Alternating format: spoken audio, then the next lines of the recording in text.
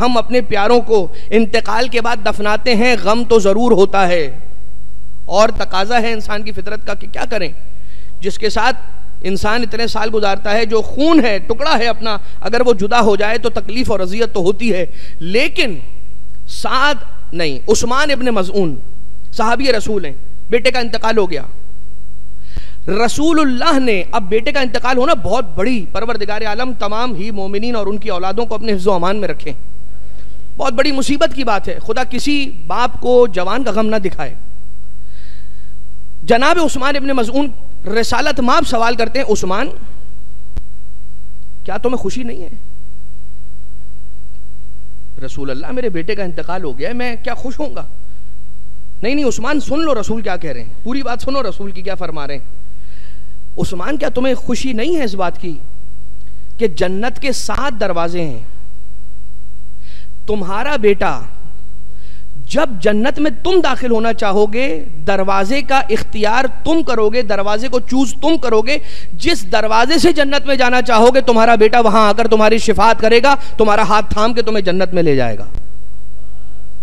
وہ بیٹا کہ جو بیٹا تمہاری زندگی میں اپنی جوانی کے عالم میں پروردگار عالم نے تم سے لے لیا، تمہاری خواہش نہیں تھی، تمہاری خواہش سے ہٹ کر پروردگار عالم نے جو چیز تم سے لے لی اس کا اجر یہ ہے. ایک روایت بیان کرتی ہے چھٹے امام علیہ السلام کی کہ پروردگار عالم جب کبھی کسی سے کوئی شے لے لیتا ہے اس کی مرضی اور اس کی پسند کے خلاف جا کر، تو اسے 3 ایسی چیزیں، کیا ہے نہیں معلوم، 3 ایسی چیزیں دیتا ہے کہ جن 3 چیزوں میں سے اگر ایک بھی ویسی چیز اپنے ملائکہ کو دے دے تو پروردگار عالم کہتا ہے لرضوا منی، تو وہ سارے کے سارے ملائکہ مجھ سے راضی ہو جائیں. وہ شے کہ جو ایک شے دے کر ملائکہ کو پروردگار عالم سارے ملائکہ کو راضی کر لے گا، ویسی 3 چیزیں اپنے اس بندے کو دیتا ہے کہ جس سے وقت سے پہلے، اپنی انسان کی اپنی کیلکولیشن کے حساب سے وقت کہہ رہا ہوں، اس سے پہلے اگر کوئی نعمت اس سے چھن جائے. حضرت داؤد علیہ السلام ہے، حضرت داؤد علیہ السلام سے یہ چھٹے امام علیہ السلام کی پھر روایت حیات القلوب کے اندر لکھا کہ پروردگار عالم کہتا ہے یا داؤد ترید و ارید، ایک تیرے ارادے ہیں اور کچھ میرے ارادے ہیں. وَلَا يَفْعَلُ إِلَّا مَا يُرِيد وَلَا يَكُونُ إِلَّا مَا أُرِيد.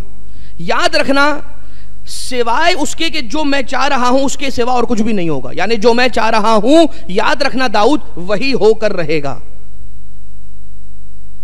وَإِن تُسَلِّمْ، اور اگر تو تسلیم کر گیا، تو سرنڈر ہو گیا اس کے سامنے کہ جو میں چاہتا ہوں، ما ارید، فَكَفَيْتُكَ بِمَا تُرِيد، تو میں تیرے لیے کافی ہو جاؤں گا اس چیز کے لیے کہ جو تو چاہتا ہے.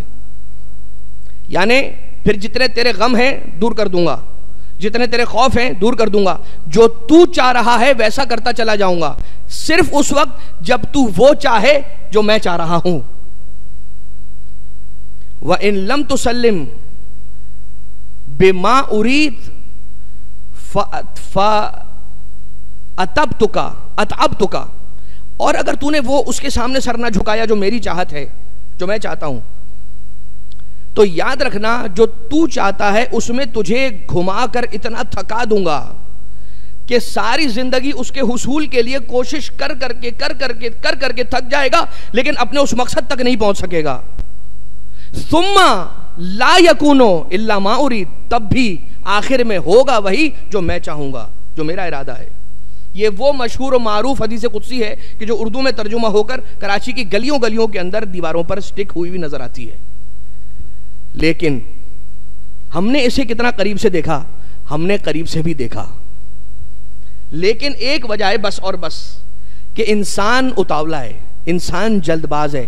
چونکہ انسان جلد باز ہے لہٰذا اسے حاصل کرنے کی جلد بازی میں کوشش کرتا ہے جو اس کی چاہت ہے، اور بھول جاتا ہے اس کو کہ جو اللہ کا وعدہ ہے کہ چھوڑ دے اپنی چاہت کو، اپنے ارادوں کو چھوڑ دے اور میرے ارادوں کو پورا کرنے میں مشغول ہو جا.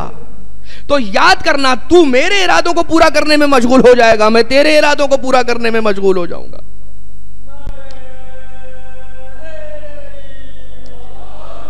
اگر اس کو سمجھنا ہے تو اس کا سمپل ایک فارمولا ہے، اور وہ فارمولا یہ ہے کہ اللہ کی مرضیوں میں اپنی مرضیوں کو فنا کر لو، پھر تم جو چاہو گے رب ذوالجلال بھی وہی چاہے گا.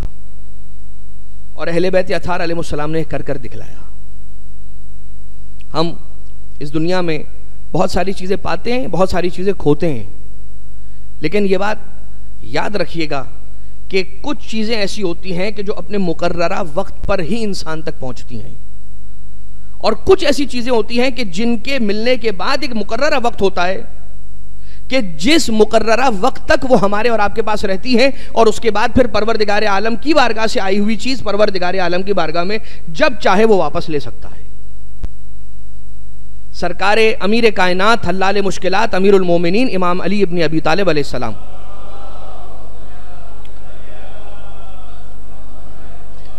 مولا ارشاد فرماتے ہیں دن دو طرح کے ہیں, یوم لکا و یوم علیک. ایک دن وہ ہے جو تیرے لیے ہے, جو تیرے فیور میں, و یوم علیک, اور ایک دن ہے جو تجھ پر ہے, یعنی تجھ پر بھاری دن ہے. یوم لک و یوم علیک, ایک دن وہ ہے جو تیرے لیے ہے, آج تو جیسا چاہے گا ویسا ہوتا چلا جائے گا. لیکن یوم علیک, ایک ایسا دن بھی ہے کہ جو تیرے لیے نہیں ہے, تجھ پر ہے. پھر مولا فرماتے ہیں کہ یاد رکھنا جو تیرے لیے دن ہے نا, اس دن, ان دنوں میں اس دن کی تیاری کرنا کہ جو دن تجھ پر ہے. یعنی تیری زندگی کے بہت سارے آسان دن ہیں اور کچھ کٹھن دن ہیں, تو جو پروردگار عالم نے آسانی کے دن دیے ہیں, ان آسانی کے دنوں میں ان دنوں کی تیاری کرنا کہ جن دنوں میں پروردگار عالم نے تمہارے لیے مشکل رکھی ہے. واقعات مثالیں بہت ساری ہیں, لیکن یہ بات طے ہو گئی کہ موت انسان کی فنا کا نام نہیں ہے. انسان کو جب زمین میں دفن کر دیا جاتا ہے تو پھر اس کی ایک ایسی زندگی کا آغاز ہوتا ہے کہ پھر اسے فنا نہیں ہے. گویا موت انسان کی لائف کے ٹرانسفارمیشن کا نام ہے, ابدی زندگی کے آغاز کا نام ہے.